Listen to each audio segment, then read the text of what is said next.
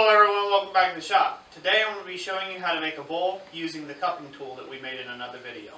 Thanks for watching. Okay guys and gals, here we are. Here's the workbench. Here's the cupping tool we made in another video. I'll put a link in the description, and there should be a card coming up that has this in it. And I will also put a clip of it at the end of this video, so you guys can check out that in any way, shape, or form if you missed this. Or you can just look around on the site. Plenty of good info and videos here. So this is the cupping tool that we're going to be using, and this makes a great Swage block alternative if you don't want to spend out the money on the Swage block. This is another video that I done a while back. I did a saw blade bowl video, how to turn this into a bowl, making saw blades into bowls or whatever. And so that's what we're just going to do today. So this is a bit of a repeat. I won't go over anything I went over in that video. If you want to see that, that'll also be at the end of this video, a link to that. The points that I want to cover today is how to use this cupping tool effectively to raise yourself a bowl or to sink yourself, whatever it is that you're wanting to do. This can be used for armor, just about anything. Putting rolls on stuff, curves on things, like, I don't know. In some cases you can use it for scrolls. Anything you need a hoop or a bend of any sort. Use your imagination. So, anyways, in the next step I'll have this locked in the vise. I'll have this nice and hot, and we'll begin to do our work. Okay, ladies and gents, here we are. We got our cupping tool, or ball alternative, our Swage block alternative, locked up in the vise. Two parts of this. I'm going to go over a real quick explanation before I bring out the piece. We've got that saw blade bowl nice and hot, or what will become a saw blade bowl. It's a saw blade right now. And we've got a domed face hammer. This is the second part of this piece here. You want something with a really nice dome to the face, so this way it doesn't leave mars or hammer marks on the piece or galls in your work that you'll have to clean out later. Secondly, when working with these two pieces, this is kind of a second point I want to point out real quick, is you want to aim for an imaginary center point. You want to keep hitting right in the center. You don't want to hit on the sides of the tool. And the reason for that being is, like you don't want to put galls in on the inside of it, you don't want to put those same galls on the back side of it by pinching the material between those two. So that's always bad. So try to aim for the center the best you can. This becomes labor. Your tong hand becomes management. So keep labor exactly the same if you can, and everything will work fine. So we'll bring out the piece now. Got it nice and hot. Find myself a little tong clip here. Got this piece nice and toasty roasty. Find me a better tong clip, considering this one's a little wore out.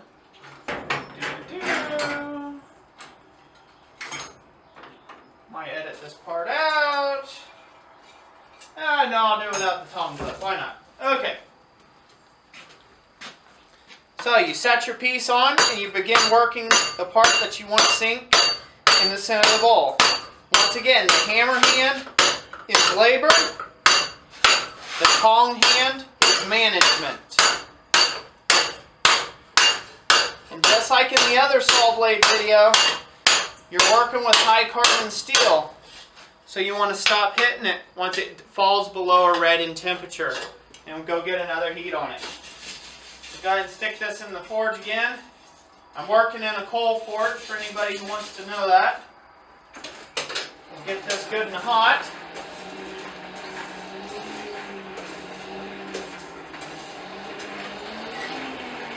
And we'll be right back with you. Okay, ladies and gents, real quick, before we go back over to the vise, I hope you guys can see this here. I've got this piece of steel laying right on top of the fire.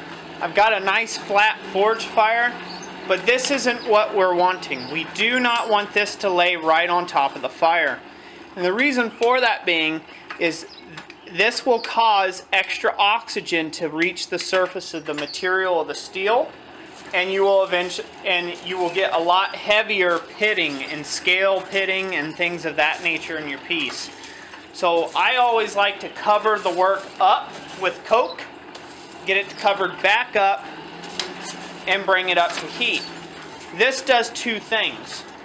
If you put coke back over the top of your piece, not only does it insulate it better from the oxygen that's trying to attack the steel and burn it, but it also creates like a blanket effect and allows for that bowl to heat up quicker, and you have a shorter heat time.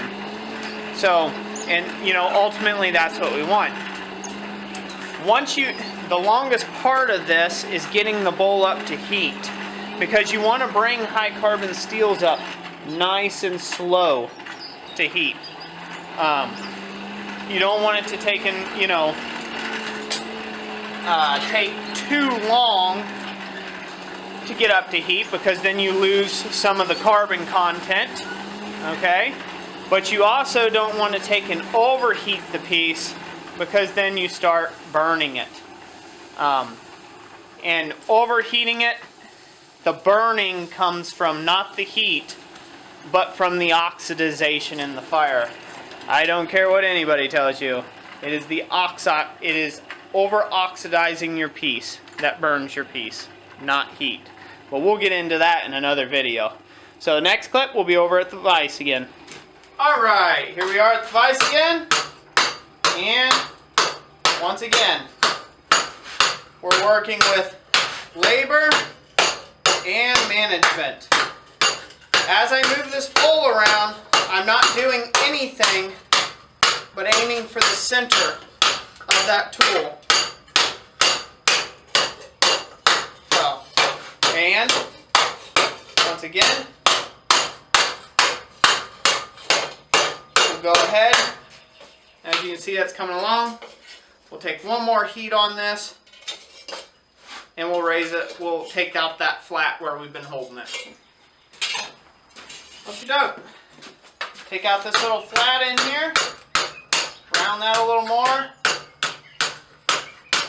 and then once I get this piece stretched where I want it and get the overall shape that I'm looking for, I'm going to switch to my rawhide mallet. I was asked by one of my regular commenters and subscribers if they didn't want to use a rawhide mallet and they wanted to use a wood mallet instead, could they? And my answer was yes, you can use whatever you like. I have a friend who's a vegetarian, and he has some predispositions about using a rawhide mallet. Yeah, too hard to be hitting. So he has some predispositions about using a rawhide mallet for what it means and everything. And yeah, so perfectly okay to use wood. The only thing I would say about a wood mallet is if you hit a piece of material in between a solid bit and the wood and the piece is hot enough, what will happen is it will leave a texture in the metal from the wood in some cases. So just be careful of that. You won't see that so much in steel, but you'll see that in copper. So just be aware of that does happen. Next heat, I'll be out and I'll have the rawhide mallet. Okie doke, folks, we got the piece nice and hot here. Now we'll come over and we'll use the rawhide mallet to smooth everything up.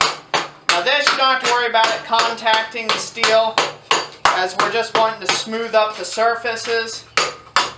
So it's okay if it hits a little bit on the cup itself.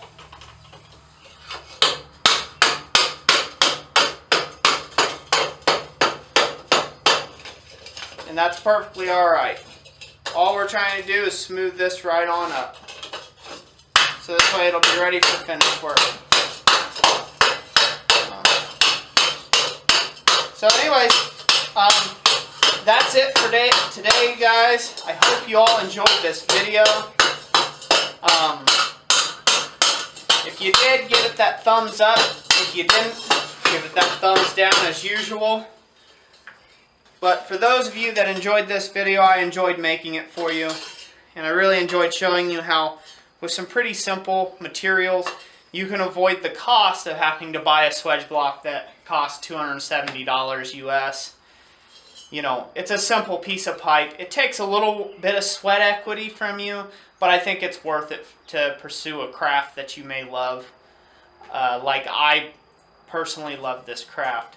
So I hope everybody's in agreement with that that's at least watching my videos. I know my loyal subscribers are, and I greatly appreciate you guys always sewing into me and, you know, uplifting me and encouraging me to continue to make these videos. So anyways, thanks guys for watching. Hope you all have a blessed week, and we'll catch you on the next one.